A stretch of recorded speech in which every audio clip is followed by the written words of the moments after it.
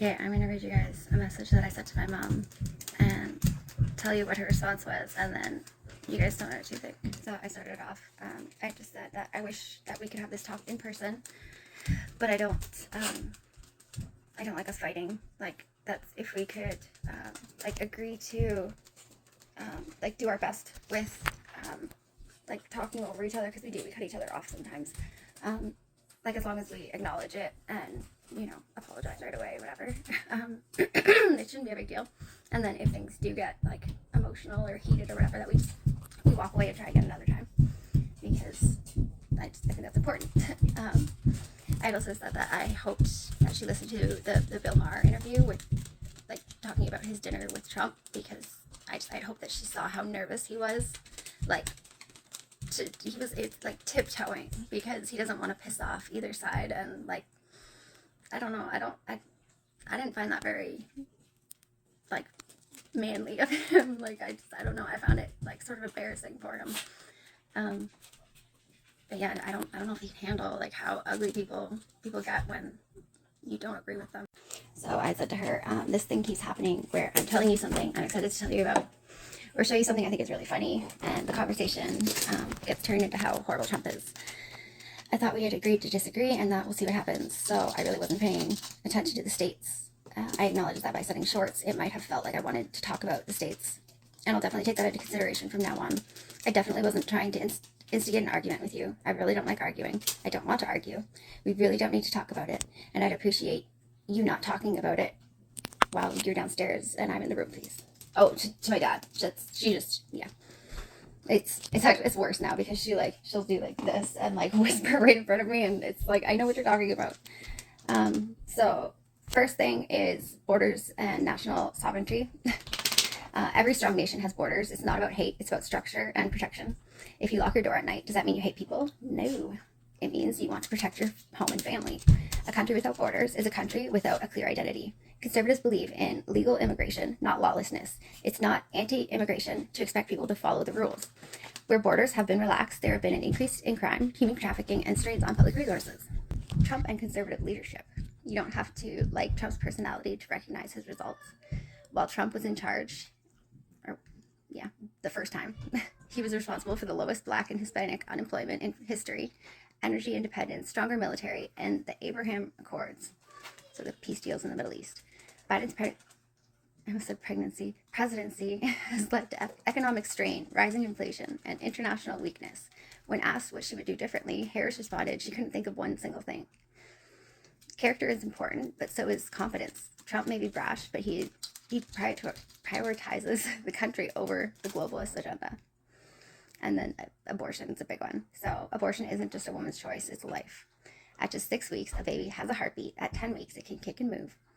Convenience shouldn't override life. There are people who can't have children, who are desperate to adopt.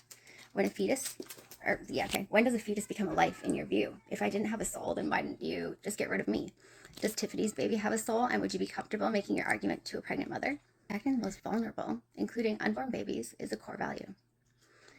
The myth of two sets of beliefs. You can't serve two masters. You can't be in individual liberty and also support censorship.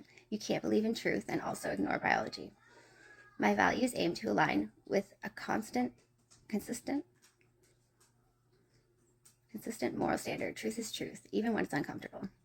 Where a liberal might say, I believe in science, but then deny that there are only two genders. That is not consistency. Conservative life is rooted in accountability and freedom. Conservative values teach people to work hard, take responsibility, love their country, protect families, and live with purpose. Liberals often push dependence on government, while conservatives want people to rise on their own strength. Conservatives believe in freedom with responsibility, not freedom without consequences. So just some of the manipulation tactics taking place. I thought that if I pointed them out to her, it might help. But so the media manipulation and narrative control.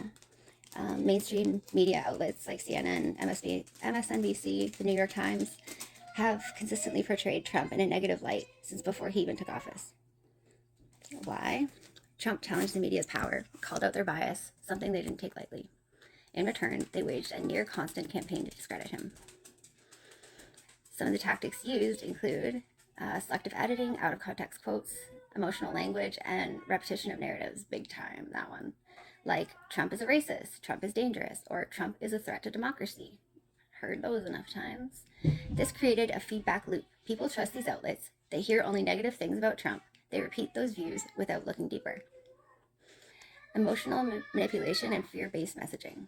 Liberals often use emotional appeals to drive fear. He'll take away your rights. He's a dictator. He's trying to destroy democracy. These claims are rarely backed by actual policies or facts, but they're powerful because fear works.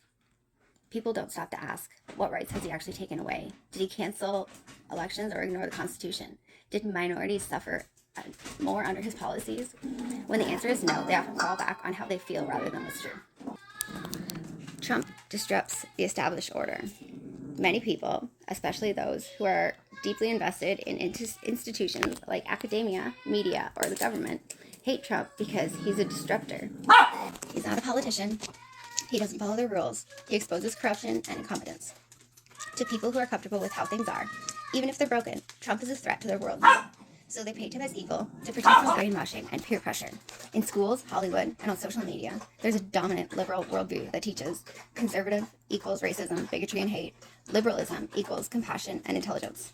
So for many people, hating Trump is more about fitting in than understanding politics. Teachers mock him, celebrities insult him, friends shame anyone who support him. No one wants to be the bad guy, so they go along with it without ever really asking why. Trump holds a mirror up to America.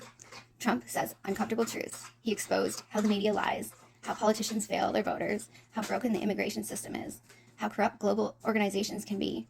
A lot of people can't handle that level of truth. It's easier to say Trump is the problem than to admit that the system has been broken for decades. So is there manipulation? Yes, absolutely. There's coordinated manipulation by media, politicians, tech companies, and social influencers to push an anti-Trump narrative. But more than that, there's a spiritual war, a battle between truth and deception, light and darkness. I also sent her a list of things that, like, Trump did in his first time in office that, like, are provable. But yeah, this is getting longer than I wanted. So, yeah, so I waited a couple days and, like, watched to see if she read it. And then finally I was like, I sent you a message, like, I really want you to read it. And then she was like, oh, okay. And it looked like she was reaching for her phone right then. And then the next day I was like, so, like, what do you think? And she was like, yeah, it's all lies. It's lies. Okay, like, I ask questions and it's just lies. Okay.